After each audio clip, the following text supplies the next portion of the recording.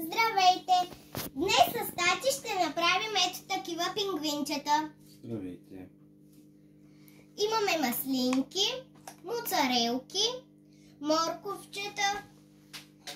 Така нарязваме всичко. Имаме клечки, нож специален и дъска.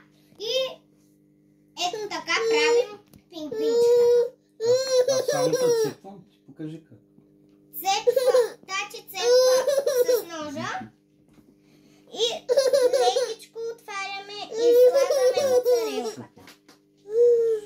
Ето така.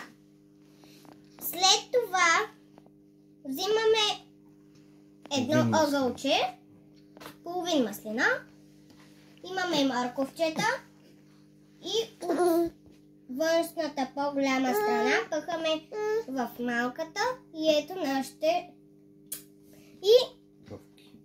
човки. И сега тати ще покаже как промушваме